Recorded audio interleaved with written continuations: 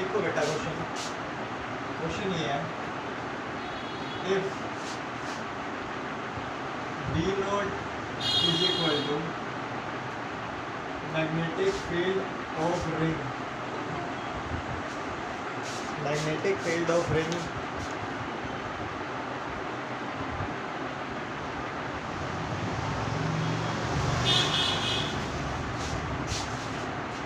At centre,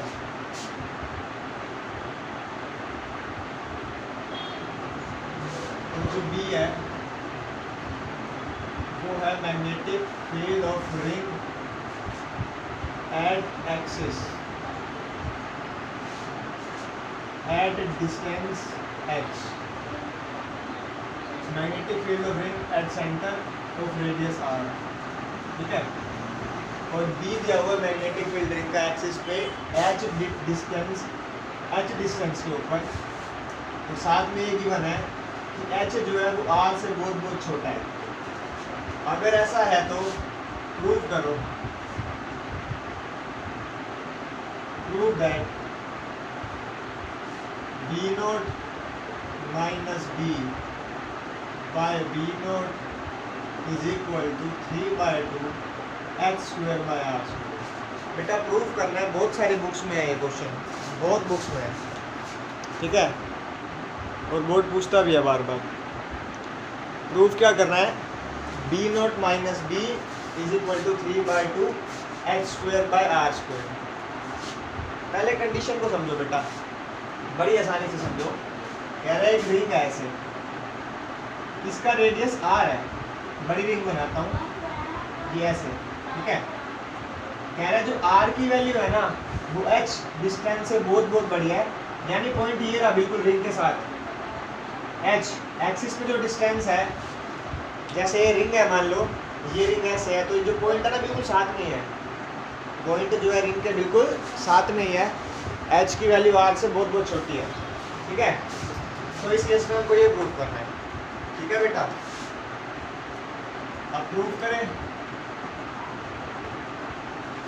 proof में देखो पहले बेटा बोल रहे हैं B note magnetic field centre पे है, तो सेंटर पे मैग्नेटिक फील्ड का फॉर्मूला क्या ये पढ़ रखा है आपने, म्यू नोट I बाय में 2r, mu naught I bye में 2r, ठीक है।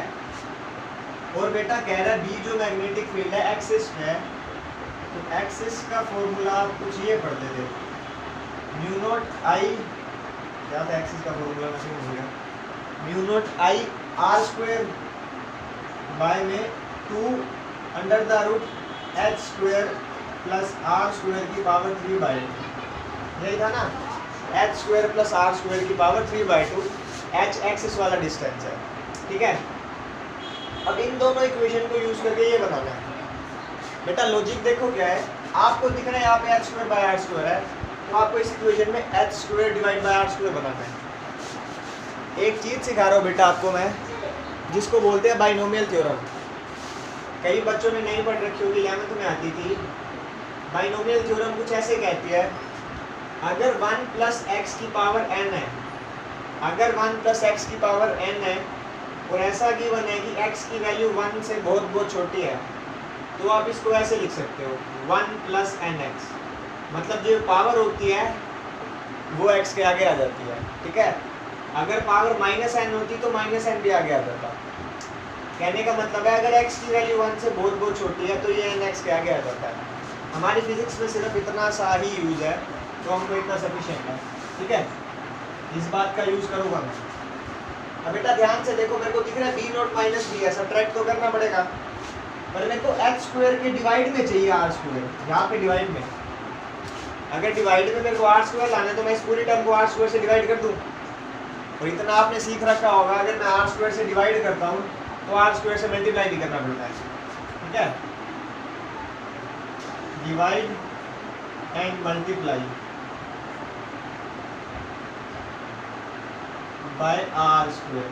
अब ध्यान से सुना, अंदर कर रहा हूँ मैं मल्टीप्लाई, अंदर यहाँ पे r स्क्वायर से डिवाइड, अंदर या r स्क्वायर से मल्टीप्लाई, फिर वो बाहर ले लेंगे, वो बात अलग है। अगर मैं ऐसा करता हूँ तो देखो ये स्टेप, ध्यान से देखना, कई बच्चों को समझ नहीं आएगा ये। मैंने जब r स्क्वायर से डिवाइड करा तो बेटा h स्क्वायर के नीचे तो r स्क्वायर आ गया, ठीक है। एच स्क्वायर के नीचे आर स्क्वायर और आर स्क्वायर के नीचे आर स्क्वायर कट के 1 हो गया, यानी 1 प्लस में एच स्क्वायर बाय में आर स्क्वायर आ गया। ये तो डिवाइड करके आया, मल्टीप्लाई भी करना मेरे को आर स्क्वायर से। जब आर स्क्वायर से मल्टीप्लाई करूंगा ना, मैं बाहर आर का क्यूब लिख रहा हूँ, मैं बाहर आर का स्क्वायर नहीं लिख रहा, मैं मल्टीप्लाई आर के क्यूब से कर रहा हूँ। अंदर तो आर स्क्वायर से ही मल्टीप्लाई हुआ है, बट वो बाहर आके आर का क्यूब हो जाएगा। ध्यान से समझना इस स्टेप को। एक्चुअल में जब मैं अंदर आर स्क्वायर से डिवाइड कर रहा हूँ ना, मैं आर स्क्वायर से डिवाइड नहीं कर रहा, आर स्क्वायर की पावर 3/2 से डिवाइड कर रहा हूँ। होल की पावर ऊपर 3/2 है, तो आर स्क्वायर का पावर 3/2, 2 से 2 कट गया बेटा, आर का क्यूब बचा, यानी एक्चुअल में आर के क्यूब से डिवाइड हो रहा है। और अगर आर के क्यूब से डिवाइड होगा तो आर के क्यूब से मल्टीप्लाई भी करना पड़ेगा। ये स्टेप समझ में आता है बेटा? ये स्टेप क्लियर होता है? अब इसमें देखो आर स्क्वायर से आर स्क्वायर काट दो, ये 2r से 2r गए, ये बचेगा b का जो वैल्यू बचेगा वो बचेगा म्यू नॉट आई बाय में 2r, साथ में 1 प्लस एच स्क्वायर बाय में आर स्क्वायर की पावर 3/2। ठीक है ना बच्चा? अब ध्यान से देखो, mu naught I by 2r, इसकी वैल्यू b नॉट के इक्वल है, पुट कर दो, b is equal to b naught, और ये 1 plus H square by R square की पावर 3/2, ऊपर जाके -3/2 हो जाएगी पावर, ये नीचे डिवाइड में, ऊपर जाके जब मल्टीप्लाई में करूंगा तो पावर -3/2 हो जाएगी, +3/2 होगा। ठीक है? अब ध्यान से देखना, इसको खोलेंगे बस, b is equal to b naught, अंदर b नॉट से मल्टीप्लाई, फिर b नॉट को दूसरे वाले से मल्टीप्लाई। अच्छा एक सेकंड, खोलने से पहले एक स्टेप ध्यान से, मैंने बोला था बाइनोमियल थ्योरम, अगर 1 प्लस x की पावर n होता है और n हमारा अगर x 1 से बहुत बहुत छोटा होता है तो n आगे मल्टीप्लाई हो जाता है, ये बात क्लियर थी। अब ये H square by R square question में गिवन है, देखो h की वैल्यू r से बहुत बहुत छोटी, तो h स्क्वायर की वैल्यू और बहुत बहुत छोटी होगी और r स्क्वायर की वैल्यू और बड़ी, तो जितनी टर्म ऊपर छोटी जितनी टर्म नीचे बड़ी, ये 1 से बहुत छोटा बनेगा H square by R square. ठीक है? अगर ये 1 से छोटा बनेगा तो यह बाइनोमियल लगा लो, अप्लाइंग बाइनोमियल थ्योरम, बाइनोमियल।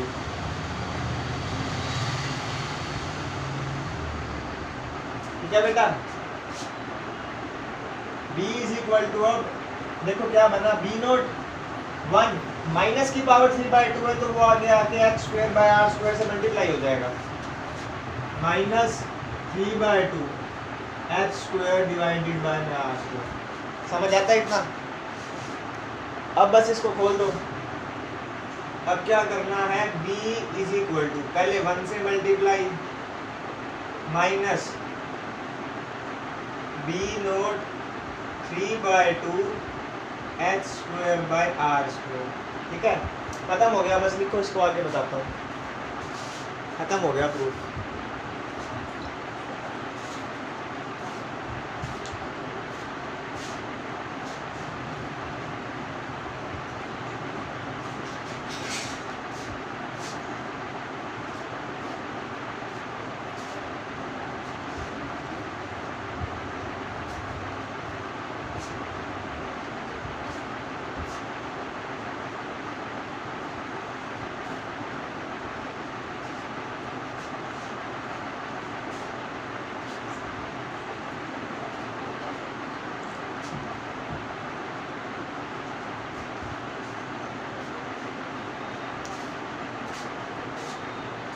हुआ बेटा?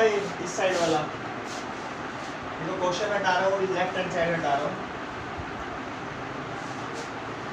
प्रूफ पड़ा रहने दो, चलो ऊपर ही हो जाएगा।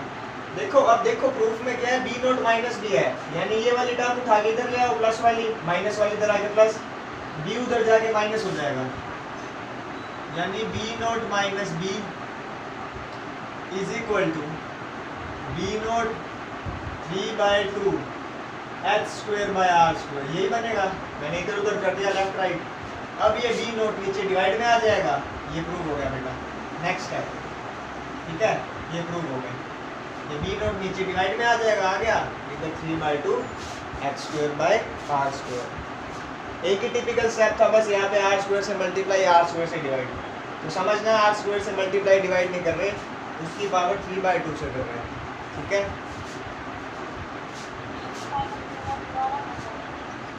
क्या बेटा?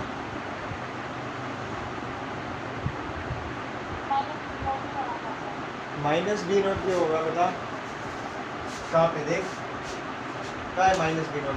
ये माइनस बी नोट वाला इधर ले आके प्लस कर दिया, ठीक है, और ये बी उधर ले जाके माइनस कर दिया। देख ये बी उधर जाके माइनस का, और माइनस बी नोट वाला इधर आके प्लस का हो गया, साइड चेंज करी है मैंने, ठीक है। इसको यहाँ लाके प्लस का इक्वल टू के लेफ्ट हैंड साइड पे, और ये बी उधर जाके राइट हैंड साइड पे माइनस का, फिर लिखा है मैंने इससे, और इसके बाद बी नोट नीचे डिवाइड में आ जाएगा। ये स्टेप लिख लेना इसके बाद।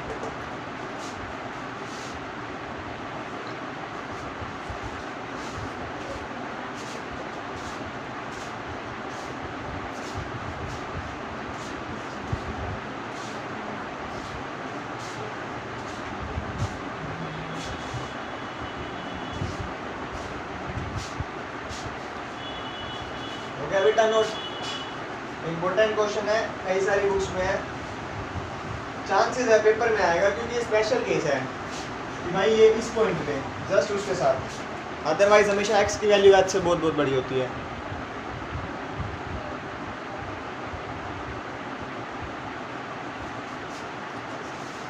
ठीक है,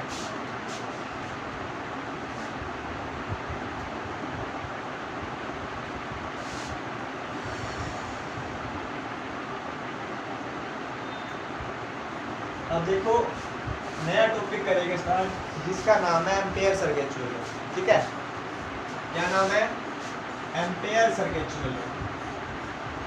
बेटा जिसने गोस लॉ कर रखा है उसको बड़े प्यार से समझ में आएगा। ठीक है, ध्यान से देखो, मैं इसको कराने से पहले गोस लॉ की स्टेटमेंट लिख रहा हूँ, आप चाहे तो मत लिखना, चाहे तो डब्बे में डाल के लिख लेना।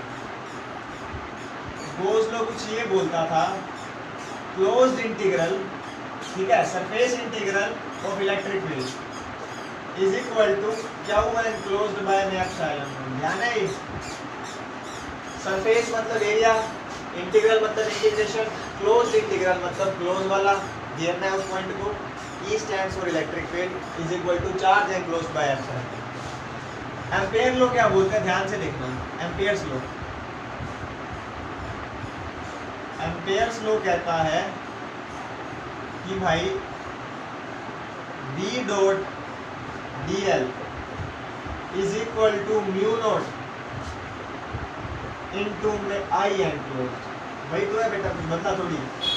इलेक्ट्रिक फील्ड की जगह मैग्नेटिक फील्ड, एप्सिलॉन नॉट की जगह म्यू नॉट, दोनों मीडियम की प्रॉपर्टी, चार्ज की जगह current.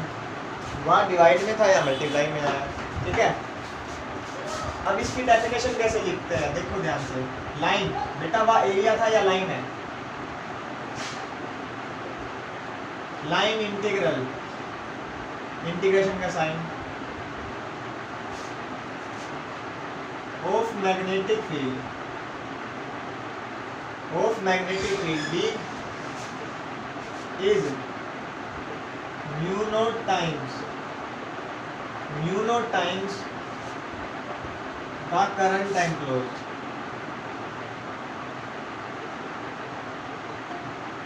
Mu naught times the current enclosed. This is ampere's law.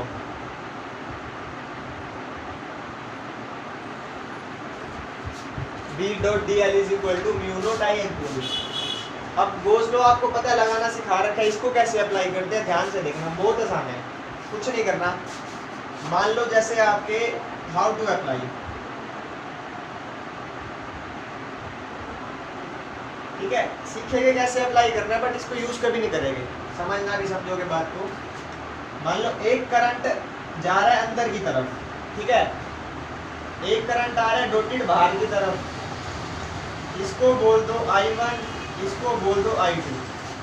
ये बोल रहा है इन दोनों करंट कैरिंग वायर की वजह से, current carrying wire magnetic field बनाती है, इन वायर की वजह से इस पॉइंट P के ऊपर मैग्नेटिक फील्ड होता है, इस पॉइंट P के ऊपर मैग्नेटिक फील्ड।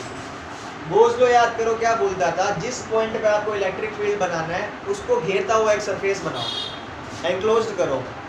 ये भी यही बोलता है, जिस पॉइंट पे मैग्नेटिक फील्ड निकालनी है उस पॉइंट को घेरता हुआ एक लीनियर सरफेस बनाओ। लीनियर मतलब लाइन, 2D नहीं 1D, सर्कल, लीनियर सरफेस बनाओ लाइन की फॉर्म में। बना दिया, बनाने के बाद इसको अपनी मर्जी से डायरेक्शन असाइन कर दो, जैसे किरचॉफ में करते थे, क्लॉकवाइज चाहे एंटी क्लॉकवाइज। मान लो मैंने इसमें एंटी क्लॉकवाइज कर दी। अब असाइन करने के बाद डायरेक्शन हम लिखेंगे Gauss law, sorry ampere's law. B dot dl is equal to mu naught I enclose. देखो बेटा करंट एनक्लोज, इसके अंदर एक I2 है और एक I1 है। I1 करंट, I2 करंट बाहर की तरफ आ रहा है, बाहर की तरफ करूँ, जिस तरफ करंट आता है उस तरफ अंगूठा, अपनी उंगलियां घुमाई। देखो जो मैंने लूप को डायरेक्शन असाइन की उसी डायरेक्शन के साथ मेरा हाथ चल रहा है, बाहर की तरफ करंट साथ में, अगर साथ में हो तो पॉजिटिव लोगे I2। इसके लिए देखो करंट अंदर, अंदर अंगूठा करा, उंगलियां घुमाई, लूप के अपोजिट, अपोजिट तो माइनस। ये बेटा आपका एम्पियर्स लो है, सिंपल फॉर्म, ठीक है। अब बहुत सारे केसेस ऐसे मिलेंगे जहाँ पे दो करंट मिलेंगे ही नहीं। आपके सिलेबस में आपको एक सिंगल करंट मिलेगा, तो सिंगल करंट को चाहे पॉजिटिव ले लो कोई प्रॉब्लम ही नहीं है, चाहे नेगेटिव ले लो कोई प्रॉब्लम नहीं है, तो हम पॉजिटिव ही लेके चलेंगे, ठीक है। सिंगल करंट की तो कोई भी डायरेक्शन है। एक बात और बेटा, अच्छा देखो यही पे लिख लेना बेटा, जब डॉट हटता है ना डॉट, तो साथ में कोस थीटा आता है, ऐसे भी लिख सकते हैं। इंटीग्रेशन का साइन नहीं हटता, इंटीग्रेशन का साइन बाद में हटता है, कोस की वैल्यू पुट करने के बाद, डीएल को इंटीग्रेट करने के बाद, ठीक है। ये कोस थीटा आता है जब डॉट प्रोडक्ट जब भी होता है तो कोस थीटा आता है, क्रॉस प्रोडक्ट जब भी होता है तो साइन आता है।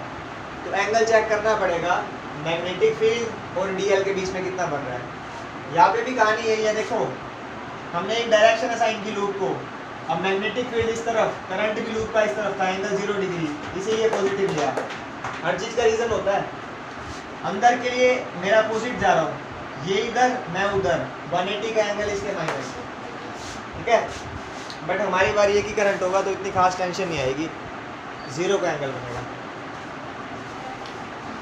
फिर एक छोटी बात और होती है, सर इसका एडवांटेज क्या है। याद करो मैंने बताया था गोस लो का क्या एडवांटेज है, मैंने कहा था कोई एडवांटेज नहीं है।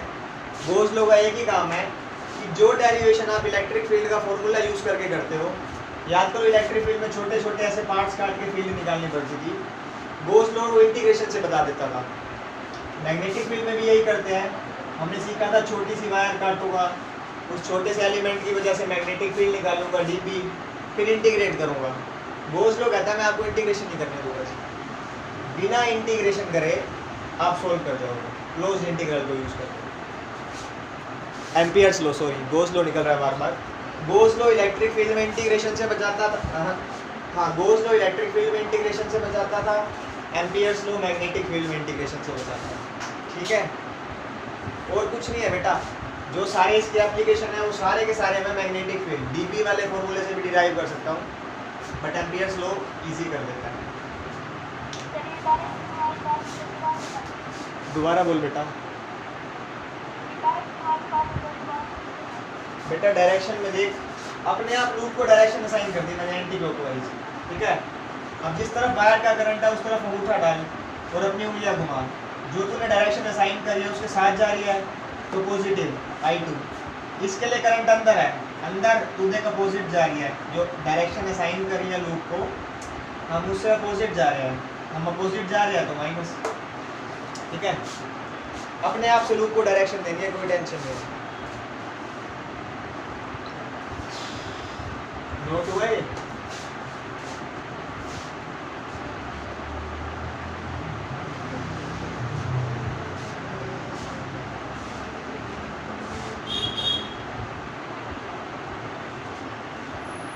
अब बेटा गोस लो की एप्लीकेशन पढ़ते थे हम, लीनियर वायर मतलब स्ट्रेट वायर, इनफाइनाइट वाली शीट पढ़ते थे और स्फीयर पढ़ते थे। इसकी भी 3-4 एप्लीकेशन है, बट किस्मत आपकी सिलेबस में सिर्फ एक है, वो भी कौन सी है, इनफाइनाइट वायर, जिसका फॉर्मूला आप पढ़ चुके हो। इनफाइनाइट वायर का फॉर्मूला ये पढ़ा था, mu naught I by 2 pi R. इसका प्रूफ वहाँ पे हमने करा नहीं था, सिलेबस में नहीं है, क्योंकि इसका proof dp is equal to, मतलब छोटा सा करंट एलिमेंट काट के छोटी सी मैग्नेटिक फील्ड लेके पूरे प्रोसीजर से हो सकता था, बट अब इसको एम्पियर से करेंगे और देखना कितना छोटा होगा, बिल्कुल छोटा।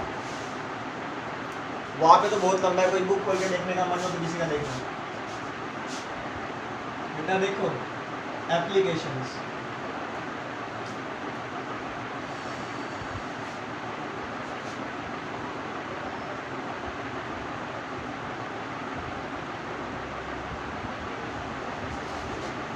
पहली एप्लीकेशन देखो बेटा,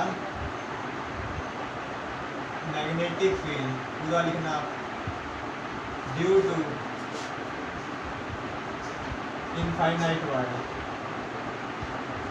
magnetic field due to infinite wire. ठीक है, एक वायर लिया ऐसे इनफाइनाइट, लेट करा, इसमें करंट ऊपर जा रहा है, ध्यान दो, इनफाइनाइट मतलब दोनों तरफ, खत्म नहीं होगी।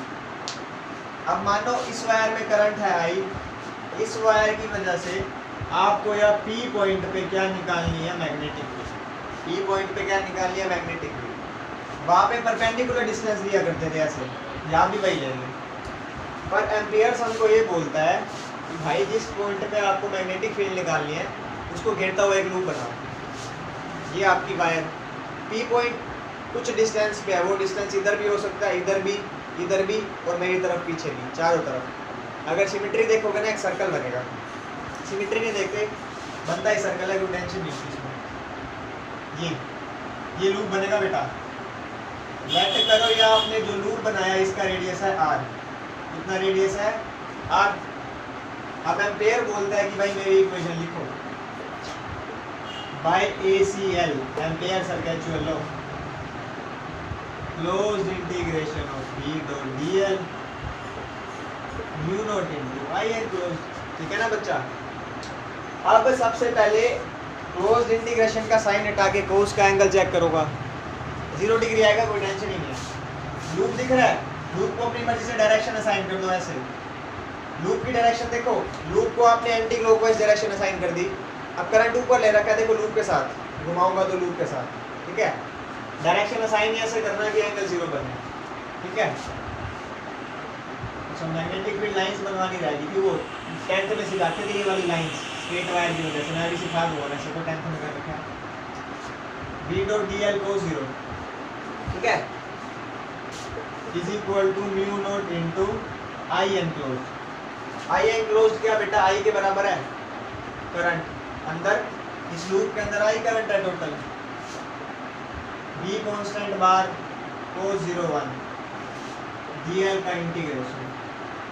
अब लेंथ बेटा, लूप की लेंथ लेनी होती है। अगर dl का इंटीग्रेशन करोगे, पूरा सर्कल है, सर्कल की लेंथ 2 पाई आर। देखो कितनी आसानी से प्रूफ हो गया। 2 पाई आर को नीचे ले जाओ,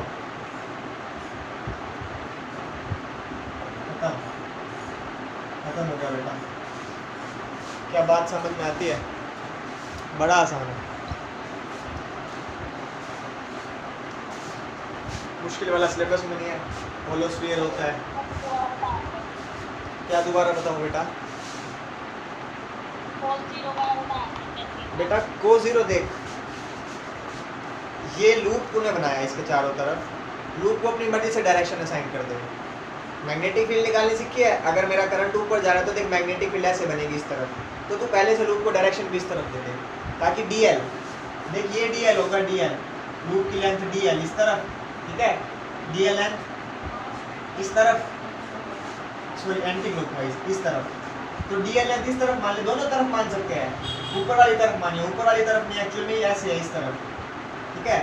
अब करंट की डायरेक्शन में उठा रहा, उंगलियां घुमा, देख लूप के साथ जाएगी, तो लूप की डायरेक्शन ऐसे रख जिस तरफ तेरा मैग्नेटिक फील्ड का डायरेक्शन उसका साथ दे, सिंपल। एक ही करंट में कोई टेंशन नहीं है बेटा, एंगल 0 बनेगा, टेंशन ले ही मत, क्योंकि हम लूप को अपनी मर्जी से डायरेक्शन दे रहे हैं।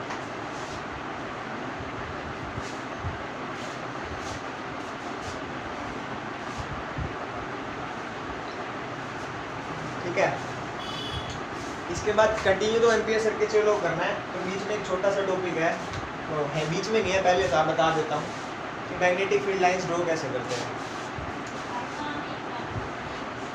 अच्छा एक बात और, अगर कोई बोले एम्पियर सर्किट चलो का प्रूफ दो भाई, एम्पियर सर्किट चलो का, तो यहाँ से कहानी शुरू करना है, यहाँ से देखो और उल्टे चल पड़ना, ये यहाँ से चलोगे यहाँ पहुँच जाओगे, एम्पियर सर्किट चलो का प्रूफ आ गया, एम्पियर सर्किट चलो का प्रूफ एग्जैक्ट उल्टा, यहाँ से चलो लूप लेके वायर बना के ऐसे इसको इधर ले जाओ, ऐसे लिखो, फिर ये स्टेप, फिर ये स्टेप, एम्पियर सर्किट चलो का प्रूफ इसका उल्टा होता है।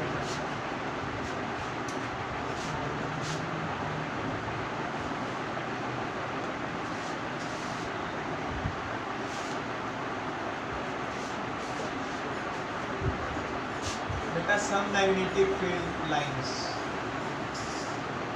ये कर रखा है आपने 9th-10th में,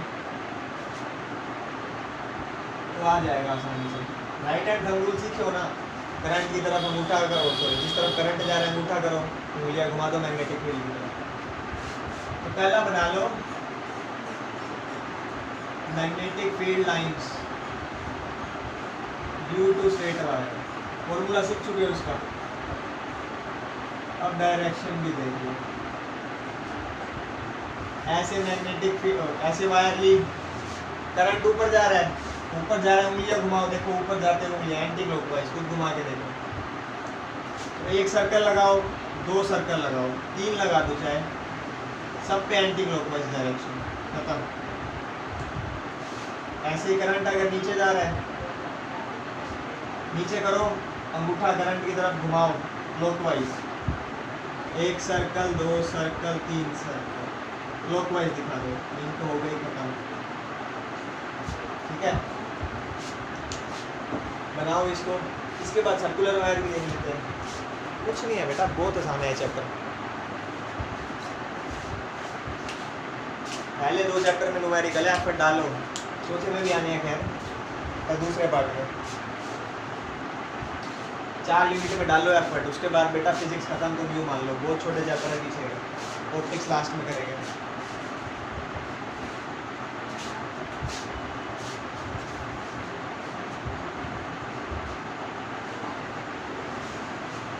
डालो उसको। अब स्ट्रेट वायर की जगह सर्कुलर वायर लिख लेना, सर्कुलर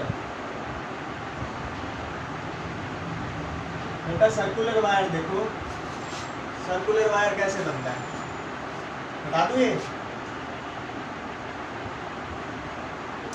देखो सर्कुलर वायर बनाओ ऐसे, एक तरफ करंट ऊपर, एक तरफ करंट नीचे, ठीक है। अब हर पॉइंट पे देखना होता है बेटा, हर पॉइंट पे लाइंस बना सकता हूँ। 10th में एक्सपेरिमेंट में कार्डबोर्ड ले लेते थे, उसके ऊपर ऐसे सर्कल बना के ऐसे एक्सपेरिमेंट सा करते थे। देखो करंट की डायरेक्शन ऊपर, उंगलियां घुमाओ, तो इस पॉइंट पे एंटी क्लॉकवाइज 1 या 2 ही सर्कल बनाना, उससे ज़्यादा नहीं, एंटी क्लॉकवाइज, ठीक है। इस पॉइंट पे नीचे, यहाँ पे सर्कल बनाओ, नीचे मतलब क्लॉकवाइज 1 या 2 सर्कल, जितने उस साइड उतने इस साइड, क्लॉकवाइज बेटा, यानी ऐसे, यानी घूम के आगे अंदर की तरफ, फिर अपवर्ड्स ही जाएगी क्लॉकवाइज, इसमें घूम के इधर नीचे। ध्यान से देखो, यहाँ भी अपवर्ड्स है, यहाँ भी अपवर्ड्स, यानी ऊपर ही जा रही है। अब ऐसे सर्कल्स बना दो,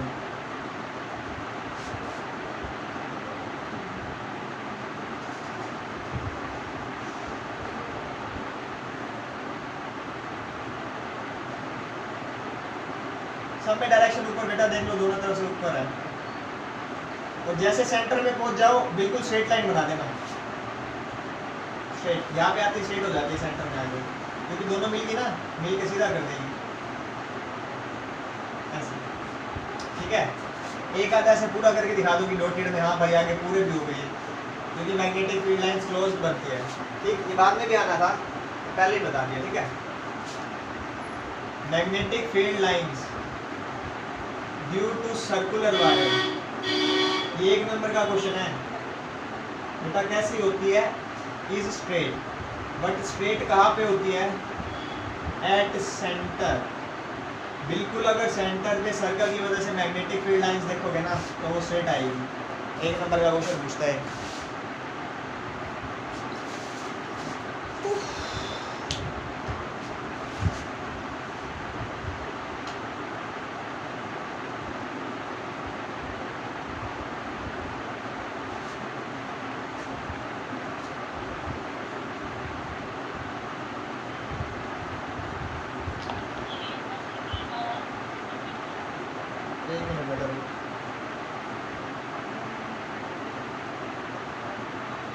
अब बोल क्या करिए, सर्कुलर वायर वाला? अरे कुछ नहीं, देखो आप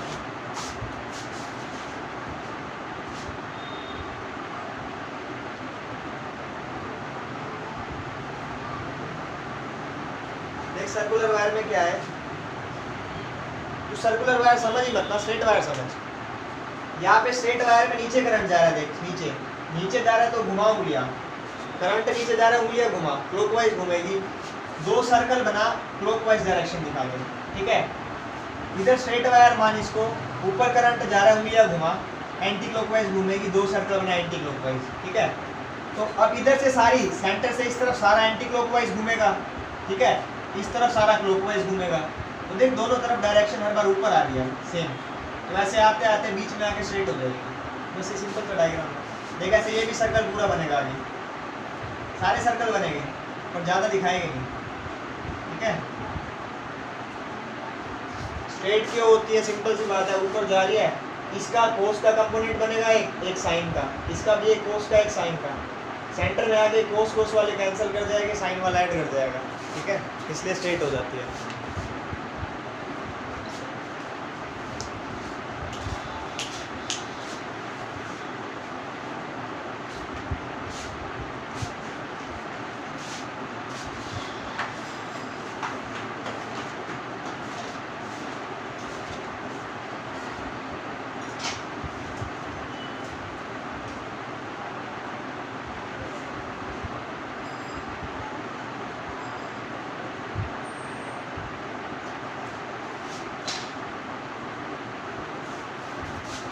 हटा दो इसको। अगला भी बेटा तुम सीख के आ चुके जो अगला टॉपिक है, एम्पेयर सर्किट चलो पे बैक आ गया हम, ये बीच में 10 था तो बता दिया। दूसरा सोलिनॉइड, इसका सिर्फ प्रूफ हमारे सिलेबस में एम्पेयर सर्किट लॉ से है। फिर बोल रहा हूँ सोलिनॉइड का प्रूफ भी वैसे कर सकते हैं, छोटा सा एलिमेंट काटा, छोटी सी मैग्नेटिक फील्ड, सारी कहानी, बट हमारे सिलेबस में एम्पेयर से है तो हम एम्पेयर से करेंगे। थोड़ी थोड़ी स्टोरी बता देता हूँ, आप सिर्फ एम्पेयर वाला प्रूफ याद रखना, बाकी स्टोरी भूलता नहीं, ठीक है। इसकी डेफिनेशन तो देख के लिख देते हैं, क्या है डेफिनेशन इसकी। इट कंसिस्ट ऑफ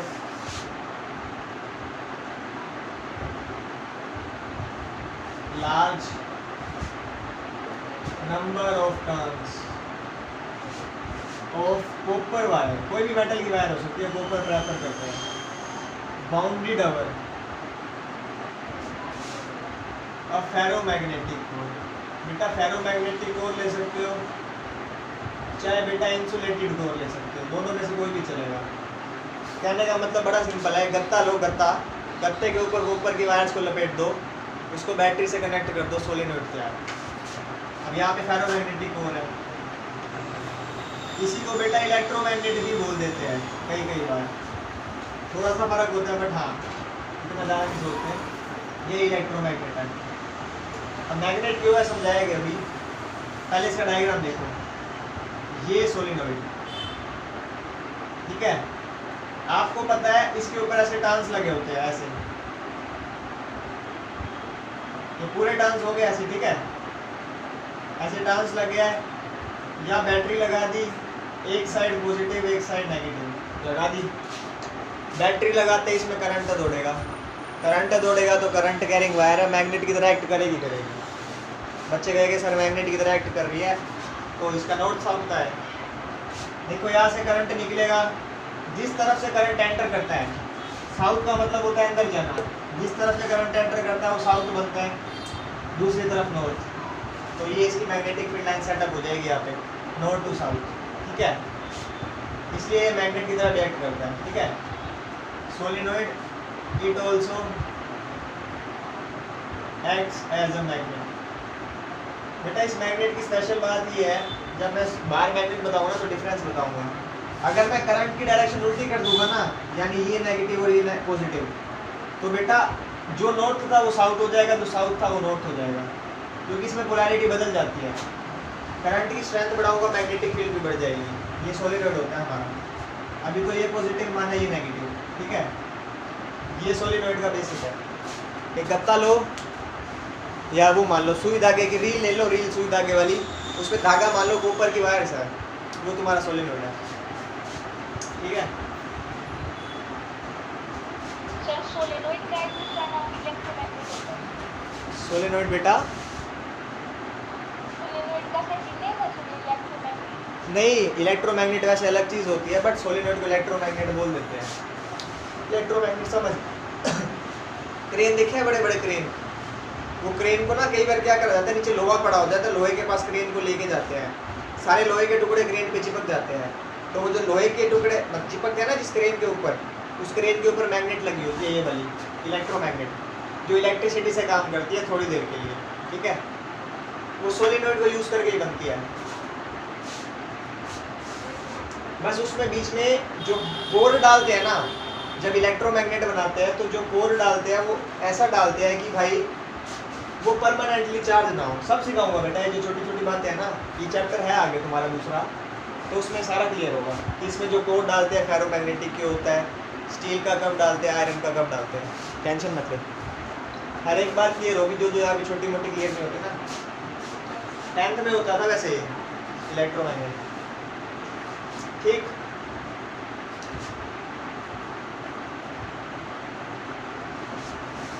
अब देखो इसका डायग्राम समझने की कोशिश करते हैं इसको। मैं इसका डायग्राम बना रहा हूँ थोड़ा, तो फॉर्मूला लिखूंगा, ध्यान से देखना, मेरी बात सुनना। ये सोलेनोइड ऐसे सर्कुलर वायर से, ध्यान से देखो, सर्कुलर वायर ऐसे करंट जा रहा है बेटा, आप उस साइड हो, आपको क्या दिखेगा, करंट आपकी तरफ आ रहा है, बाहर की तरफ करंट कहाँ आ रहा है, आपकी तरफ, और घूम के करंट मेरी तरफ, अंदर की तरफ, तो ये आपकी तरफ बाहर, मेरे हिसाब से बाहर है ये, और ये अंदर है, यानी एक तरफ करंट बाहर जा रहा है और एक तरफ करंट अंदर आ रहा है, यानी करंट की दो अलग अलग डायरेक्शन बन रही है, ऐसे जाएगा बाहर, घूम के आएगा अंदर, ऐसे। तो यानी अगर मैं सोलेनोइड का डायग्राम बनाऊं तो ध्यान से देखो, कुछ ऐसा बनता है। एक तरफ से तो बेटा करंट बाहर आ रहा है, सर्कुलर वायर है ना ऊपर, देखो ऐसे बनाया होता है बुक्स में, और दूसरी तरफ से करंट अंदर जा रहा है, अंदर। अब मैं इसको यूज करके मैग्नेटिक फील्ड लाइंस बनाऊंगा, ध्यान से देखना। ये काटा और डॉट मैग्नेटिक फील्ड की डायरेक्शन नहीं है, करंट की डायरेक्शन है। ध्यान से देखो, करंट बाहर आ रहा है, तो यहाँ पे मैग्नेटिक फील्ड लाइंस बनाऊंगा एंटी क्लॉकवाइज, ऐसे।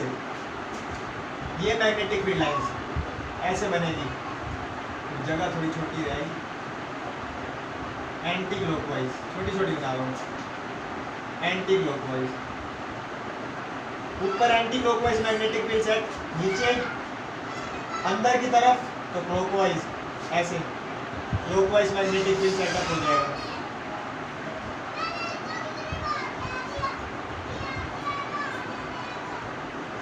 ठीक है, अब ध्यान से देखना, ये मैग्नेटिक फील्ड की लाइंस ऐसे, और भी तो सर्कल बनेंगे, एक थोड़ी बनेगा, खूब सारे बनेंगे, तो लाइंस ऐसे घूमेगी और अंदर ऐसे आएगी, ऐसे घूम के एंटी क्लॉकवाइज ऐसे, यानी लाइंस यहाँ से आएगी और अंदर की तरफ कुछ ऐसे, ऐसे, ये मैग्नेटिक फील्ड लाइंस, और फिर घूम के ऐसे।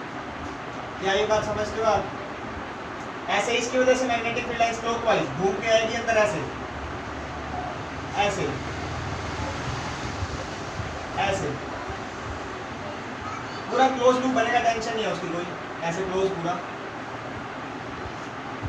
और ये बीच में एक लाइन सीधी दिखा दी। कहने का मतलब है, जब हम सोलेनोइड बनाते हैं ना बेटा, अंदर मैग्नेटिक फील्ड बहुत स्ट्रॉन्ग बनता है, क्योंकि लाइंस बहुत पास पास आती है, और बाहर जो मैग्नेटिक फील्ड बनता है ना, वो बहुत ही वीक बनता है। देखो अंदर सबकी डायरेक्शन भी सेम है, बाहर देखो ऊपर इधर एंटी क्लॉकवाइज है तो इधर क्लॉकवाइज, ठीक है, अंदर सबकी डायरेक्शन सेम, अंदर मैग्नेटिक फील्ड यूनिफॉर्म होता है और बहुत स्ट्रॉन्ग होता है। सोलेनोइड के जो अंदर मैग्नेटिक फील्ड होता है वो स्ट्रॉन्ग होता है और यूनिफॉर्म होता है। यूनिफॉर्म का मतलब बराबर बराबर डिस्टेंस पे लाइनें, और जो आउटसाइड बनता है, आउटसाइड, वो बेटा नॉन यूनिफॉर्म होता है एंड वीक होता है। हमारे सिलेबस में ये वाला सोलेनोइड नहीं है, बट मैं बता रहा हूँ क्योंकि डायरेक्ट बता दूंगा फील नहीं आएगा। इसको लिख लेना फाइनाइट सोलेनोइड बेटा, फाइनाइट। इस सोलिनॉइड की कोई लेंथ है, हमारे सिलेबस में इनफाइनाइट सोलिनॉइड है वो जो खत्म ही नहीं हो रहा। इनफाइनाइट की कहानी समझेंगे, पहले सोलिनॉइड का फील्ड तो ले। अब क्या होता है बेटा, ध्यान से देखना, डायग्राम बना लो। मैं डायग्राम में पूरा करने वाला हूँ, थोड़ा या नीचे कर देता हूँ। चलो बना लो, मेहनत नहीं कर रहा, डायग्राम में थोड़ा पिटर पिटर करने वाला हूँ मैं।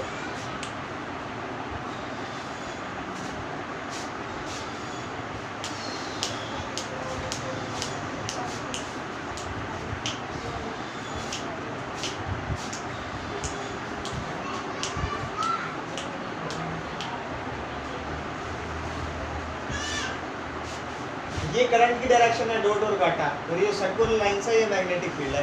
कंफ्यूज मत होना बिल्कुल भी।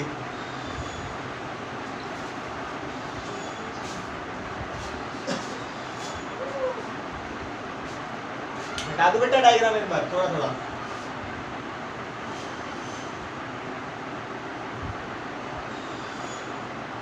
ध्यान से देखना, आप ऐसा डायग्राम इतना हिस्सा दोबारा बना लेना, और चाहे तो ऊपर 2 डब्बे बना लेना रेल ट्रैक जैसे, बस सिंपल 1-2 डब्बे, ठीक है, ऐसे 2 बना लेना, बस 1 और 2 डब्बे बना के कर लेना। देखो हम बेटा इसकी एक्सिस, ये सोलिनॉइड की एक्सिस है, सेंटर से पास कर रही है जो, इस पे मैग्नेटिक फील्ड निकालने में इंटरेस्टेड होते हैं। तो देखो एक तरफ से मैं जोड़ता हूँ सेंटर से ऐसे, ये एंगल बोलता हूँ अल्फा, एक बार जोड़ता हूँ दूसरे कोने से, ये जो एंगल बोलता हूँ इसको बोलते हैं बीटा। मतलब इधर से जो एंगल बन रहा है दूसरे कोने से बीटा, इस कोने से अल्फा। तो जो सोलिनॉइड का आपका फॉर्मूला आता है फाइनाइट सोलिनॉइड का, वो बेटा ये आता है mu naught ni/2 sine alpha plus sign beta. क्या ये बात समझते हो? डायरेक्ट फॉर्मूला याद करना है, इसका प्रूफ ना है। उससे आता है छोटा सा एलिमेंट काटूंगा यहाँ पे ऐसे, छोटा सा एलिमेंट कौन काटेगा, उससे करेंगे, वो हमारे सिलेबस में है। इससे जिस प्रूफ पे हमको जाना है मैं वो आपको दिखा रहा हूँ, जो एम्पियर को यूज करके करेंगे। ध्यान से देखना, हमको इनफाइनाइट सोलिनॉइड की बात करनी है। इनफाइनाइट, ये फाइनाइट था, इनफाइनाइट। बेटा ध्यान से देखना, जो सॉलिड इनफाइनाइट होगा इसका एंगल ये है। इनफाइनाइट देखो, इनफाइनाइट के लिए मैं देखो ऐसे एंगल, ये एंगल बन रहा है जैसे मान लो 30। इनफाइनाइट मतलब और दूर है, और दूर है, और दूर है, और करते करते करते मैक्सिमम एंगल। देखो क्या बनेगा, एक सेकंड देखो, एंगल गलत डाल दिया बेटा, ये वाला एंगल नहीं लेना, सॉरी ये वाले एंगल लेने हैं बेटा, ये वाले, ये अल्फा लो और ये बीटा, वर्टिकल वाला एंगल। मैंने हॉरिजॉन्टल वाला ले लिया, वर्टिकल वाला एंगल लो। अब ध्यान से देखना, वर्टिकल वाला एंगल, ये एंगल बनता है कुछ ऐसे। अब जब सोलिनॉइड इनफाइनाइट होगा, देखो मैं इनफाइनाइट करते करते करते करते मैक्सिमम सीधा हो जाऊंगा ऐसे, तो ये एंगल 90 बन जाएगा। देखो अभी पॉइंट यहाँ है, इनफाइनाइट यहाँ गया, यहाँ गया, करते करते करते मैक्सिमम सीधा हो सकता हूँ, ये एंगल मैक्सिमम 90 हो सकता है जब मैं इन्फिनिटी तक जाऊँगा, ये एंगल। तो इनफाइनाइट सोलिनॉइड के केस में बीटा 90, ऐसे बेटा अल्फा भी देखो, ये एंगल है, करते करते और दूर, मैक्सिमम मैक्सिमम मैक्सिमम मैं सीधा हो सकता हूँ, ये एंगल 90 हो सकता है, अल्फा भी 90। तो बीटा अल्फा 90 पुट करो, बी का वैल्यू आएगा mu naught ni/2 sine 90 plus sine 90, 1 + 1 2 होता है, ठीक है। तो बेटा ये 1 + 1 2, म्यू नॉट ni/2 इंटू 2 से 2 गया, बी का फॉर्मूला बन गया म्यू नॉट ni। ये हमको प्रूफ करना है एम्पियर्स लॉ से। इसको बेशक बाद में भूल जाना जो बता रहा हूँ, एम्पियर्स वाला याद रखना, बट सोलिनॉइड का फील्ड देखो एक्चुअल में क्या होता है। अब बेटा इनफाइनाइट सोलिनॉइड हो गया, इनफाइनाइट सोलिनॉइड की वजह से सेंटर पे, ठीक है। दूसरा है बेटा एज के ऊपर,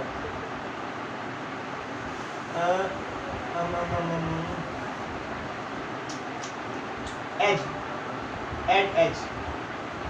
अब बेटा एज के ऊपर कोने पे इनफाइनाइट है, बट एज के ऊपर। अब ध्यान से बात समझना इसमें,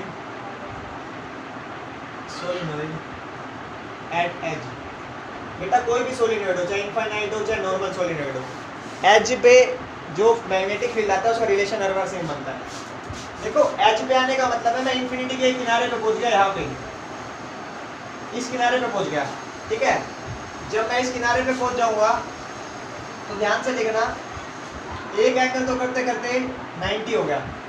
यानी देखो एक बार मैं इस किनारे को ऐसे ज्वाइन करता हूँ, एक बार दूसरे को ऐसे, लेकिन जब मैं इस पॉइंट पे होऊंगा तो इस किनारे को सीधा ज्वाइन करूंगा और इस किनारे को ऐसे ऐसे, ठीक है।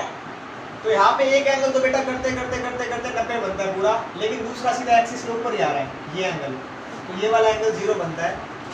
यानी इस केस में अल्फा 90 बनता है, बीटा 0। अगर पुट करोगे फॉर्मूले में 90 और 0 तो बी का value mu not an I by 2। कोई प्रूफ है इसका? हमको करना ही है, हमको खाली ये देखना है। क्या बेटा? बेटा एंगल देख, ये पॉइंट ना यहाँ पे होता था पहले, ध्यान से देख, तो ये एंगल बीटा ऐसे बनता था ये एंगल, पर अब क्या होगा ध्यान से देखिए, जो दूसरा वाला पॉइंट है ना, एक पॉइंट तो यहीं पे आ गया, तो इस साइड से जब ज्वाइन करूंगा ऐसे तो ये एंगल तो 0 ही हो गया, कोई एंगल ही नहीं बन रहा वर्टिकल से। देख वर्टिकल वाली लाइन से एंगल बनाता था ना ऐसे, देख ये एंगल, अब वर्टिकल वाली लाइन ये है तो इसी के ऊपर ही आ गया मैं, तो ये एंगल 0। और दूसरा वाला एंगल देख कैसे बनेगा, ये आएगा नहीं, टेंशन मत ले, दूसरा एंगल ये बनेगा। तो इन्फिनिटी तक जाते जाते ऐसे बढ़ती जाएगी, करते करते ये एंगल मैक्सिमम 90, एक 90 एक 0, ये आंसर आ गया। इसको बस याद रखना है, क्या याद रखना है इसमें, एज के ऊपर मैग्नेटिक फील्ड सेंटर से हाफ होता है। सब भूल जाओ जो सीखा, बस इसकी डेफिनेशन याद रखना, ये हमको ये प्रूव करना है बस एम्पियर सर्कुलर लॉ से सिलेबस में। और उसके बाद ये बात ध्यान रखनी है कि एज के ऊपर जब हम आते हैं तो हमारा जो एंगल हमारी जो मैग्नेटिक फील्ड होती है वो सेंटर से हाफ हो जाती है, एज के ऊपर हाफ, ठीक है। अंदर क्या बेटा? एन बताऊंगा, एन बताऊंगा, एन यहाँ पे नंबर ऑफ टर्न्स नहीं होता, डेरिवेशन में बताऊंगा, टेंशन मत ले बेटा, भी लिखना तो लिख ले। एन होता है number of turns per unit length. याद करो मैंने number of turns per unit length खेलना सिखाया हुआ है आपको, सेकंड यूनिट में किसी डेरिवेशन में सिखाया था मैंने number of turns per unit length. ये वही वाली बात है, यूज़ करूँगा मैं इसको, बाद में बताऊँगा डेरिवेशन की टाइम, टेंशन मत ले, ठीक है। सब भूल जाना, कोई टेंशन नहीं है, बस ये याद रखना म्यू नॉट एन आई।